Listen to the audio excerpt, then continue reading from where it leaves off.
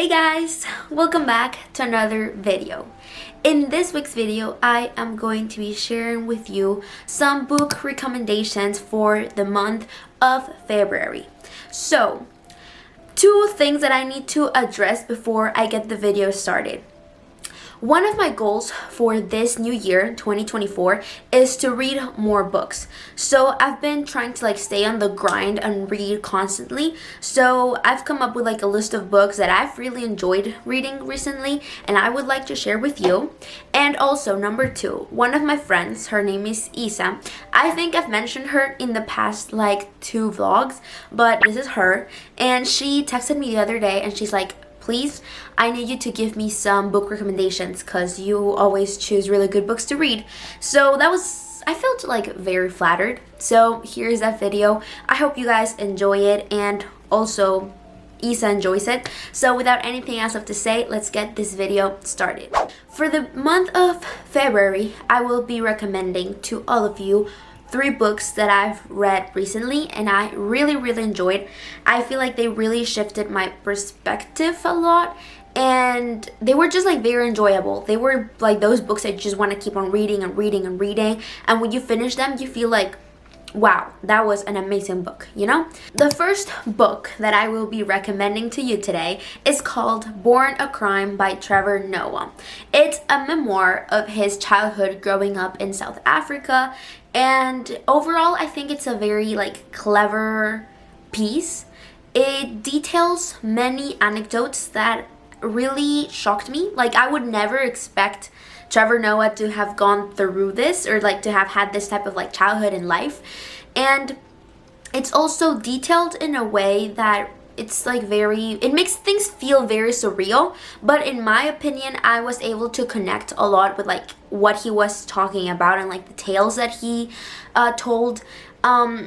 You would never expect Trevor to have gone through what he has been through. I feel like we just see him cracking jokes at the Oscars and we're like, oh, he's funny, whatever. But reading this book, you really get to see how clever he really is, and he addresses multiple social issues that he had to face while growing up in South Africa and even in the United States. And he does it in a way that doesn't make you feel bad. He never really victimizes himself in any of the situations that he explains and talks about. And I really love that. I feel like I took a lot away from this book in that sense. Sometimes we tend to victimize ourselves a lot and only talk about the bad things.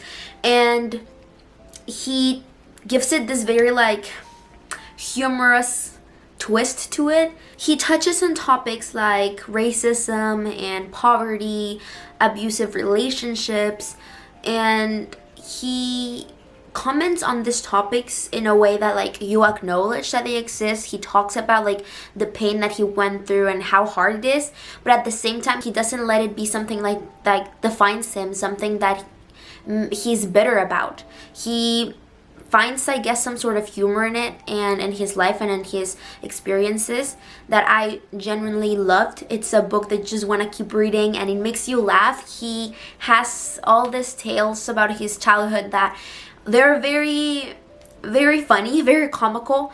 It's when I was reading it, I was thinking have I ever lived this much? Have I ever had such an interesting childhood in life? But it was an amazing book. I am a fan of Trevor Noah and of his work, and I don't know, I feel like you genuinely need to read this book. It's very modern as well. You can connect with it very easily, and it talks about realities in the world that we need to address and we need to talk about, but in a very light way that makes you want to do something. Instead of making you feel bad, it makes you feel inspired, makes you feel alive. I don't know. It's a great book. I really recommend it, and I think you should read it this 2024. My second book recommendation is Glass Castle by Jeanette Walls. Wow, this book, I cannot even begin describing how bizarre it is. I have to admit, it's very bizarre. And it's also a memoir, so it's an actual like story about like a woman telling her life to the audience. And even like the first like sentence of the book, it just catches your attention. You're like, what? And Jeanette describes her stories in like such a way that you're like, what? She's talking about like getting burned when she was 3 years old and being in the hospital, but she talks in like this voice that makes it seem like it's just something normal, something that has happened to every single 3-year-old in the world. And I just think it's very bizarre. I don't know how else to explain it. It just makes you feel a little bit of like the unease, but she's also very clever in the way she details her stories. Her life is out of the ordinary, completely out of the ordinary. For me personally, it really impacted me a lot because I live in an area in the US that's very, very privileged, and I've realized that where I live, it's very easy to just like get stuck in this bubble of like everything is perfect. There's like no hunger, no poverty, but the reality of the world and of this country is that there's people that struggle, and this book really talks about the struggles that people live, and it talks about it through the lens of a child all the way through the lens of a young woman. So you get to really like have this development with the character, and you kind of grow with her and how she lives in this like very, very toxic household, and she lives in this very poor situation, and she's extremely neglected. And it's also a story that really inspires you because it's not just about like, hey, I was born to a poor family and I was neglected by my alcoholic parents, but I will never succeed. Like, she succeeds in life, and she talks about all the struggles that she had to go through in order to become who she is, but how proud she is of all those things. And it really teaches you a lot about love. For me, it really made me ponder about like relationships, how sometimes people really, really are quick to judge like a woman that's in a unhealthy marriage, or like a person that stays in a toxic relationship. And this book really, it's able to show like the both sides of the same coin. There's this character in the book that's her father, Rex Walls, and he's an alcoholic and he neglects his kids, but she loves him and she talks about him as her hero. And you're able to kind of empathize with Rex in certain ways. You're able to like understand where he comes from, but you're also able to feel the pain that he causes all his children, but you're also able to feel his own pain. So it's this like very elaborate and intricate like game that she makes you go through, where you hate a character but then you empathize with a character, where you understand where someone is coming from, yet you experience the pain that she went through. And it's such a clever story, amazing like storytelling abilities that she possesses. It's insane to think that that is her life. Like, she went through all of that. All of it is like facts, nothing is fiction. And I feel like it's a great book to read when you're in high school, because sometimes high school students, at least where I go to school, they're very like quick to complain about everything. But once you read this book and you see what other people are really struggling with and suffering, you're like, should I really complain about this? Not really. So yeah, I just really love that book, as well as like Trevor Noah's. It's true stories. It's this person that you know, it's this person that's successful, and it's them telling this like bizarre like childhood and this bizarre like lifestyle, and how all this like out of the ordinary situations made them who they are, and how thankful they are for this. And both of these authors, Trevor and Jeanette, they're super skilled authors, amazing storytellers. They have such a way with words. I even read a quote that was describing Glass Castle that said that Jeanette was one of these people that just lived this incredible lives, but she was also blessed with the talent to tell her story. And I just love that book. I just think you should read it, and maybe watch the movie if you want. So we're going on to the last book. This is my favorite one. I loved it. It changed my life. I haven't watched the movie yet. I still have to. Shout out to Michael B. Jordan. And it's called Just Mercy by Bryan Stevenson. This book is also a real life story. I think out of the 3 books, for me, this was the most heartbreaking one and the most shocking, the most impacting one.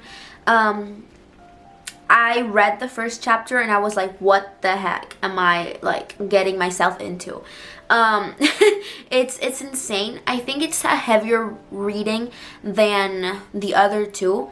I think that the easiest one to like digest and to understand is Born a Crime. But it's also about a memoir, but this time it's about this lawyer, Bryan Stevenson. He's also a real person. He exists. He's very successful, and he details his story working as a lawyer in Alabama and how he's defending this man, Walter McMillian, because he got wrongfully committed of a crime of murdering a white teenager, and he was sentenced to death. So he's an inmate in death row, and this young lawyer, Bryan Stevenson, just graduated Harvard and is going to Alabama and is fighting for all his lawyers. But the book is written in a way in which Bryan, because it's written by Bryan, he intertwines different cases into the book. So the main focus is McMillian's case, but he talks about so many other prisoners and so many other like humans that are going through the absolute abusive system of justice that the US has. I'm sure it's I mean, I do not want to demonize the justice system either. I don't know, I want to like get canceled, but from what I read in that book, it can be very unjust to a lot of people, and it talks a lot about racism and how it affects institutions. It talks about poverty and inequality and discrimination. It's a very, very clever book. It's very sad. I think out of the 3 books, this needs a trigger warning. If you're sensitive, do not read this book. It talks about slavery and just all the violations that happen in the justice system, inside jails and prisons. And it's a real story. These people existed. And it's also a story that took place around 1989, 1990, something around that time. For me, it was insane because I had just finished watching a bunch of like Julia Roberts movies, and I was like, oh, okay, now I'm gonna read a book. And I picked up Just Mercy, and I was like, this was happening while Julia Roberts was filming Pretty Woman. Like, it's insane to think that this type of like injustices happens so like close to my age, or like our age, 2024, which is, I don't know, for me was shocking. I feel like I read this book and it has somewhat of a happy ending, but it left me with the desire to do something. It's insane, all the things that happen to people and no one talks about. I would have never imagined like a person had to like go through such horrible things in prison. And it's very easy to turn a blind eye to multiple situations, and I feel like this book really brings attention and the spotlight to the people that are never talked about, people that are looked down on. And I feel like I learned a lot from this book when it comes to viewing people as more than the worst thing they've done. That's, I think, also like a quote in the book. But it really taught me a lot about like forgiveness in a way. I've never gone through anything as traumatic as the characters in this book go through, but it really shows the best in the worst of situations. It can be very heartbreaking at some points, and this book describes a lot of pain that people have to endure, and it also describes a lot of like the good that happens in the worst of situations. It really inspired me because the author Brian is an amazing and super extremely clever individual, like the most intelligent, smartest person ever.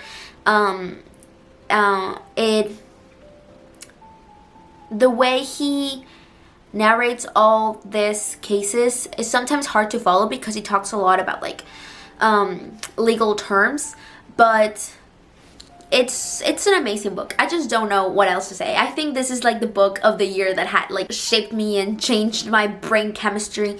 I even thought of becoming a lawyer. I was like, what if I become a lawyer? What if I go and work with Brian and like save people?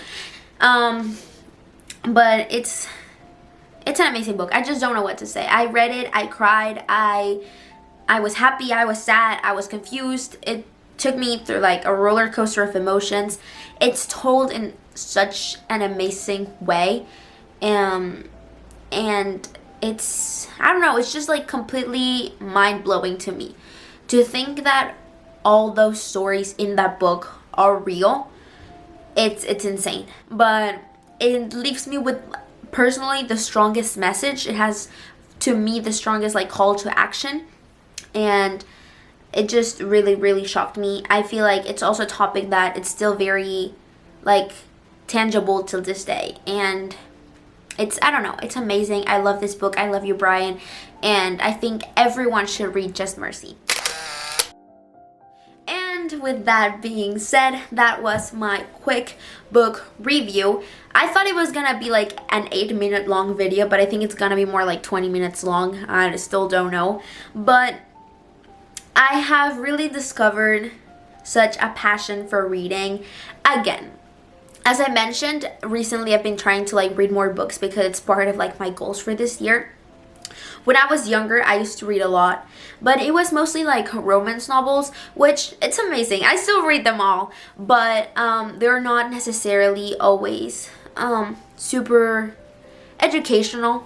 And these books really shifted my perspective a lot. It's those type of books that you read and you're like, it's amazing how much you can learn from paper and words.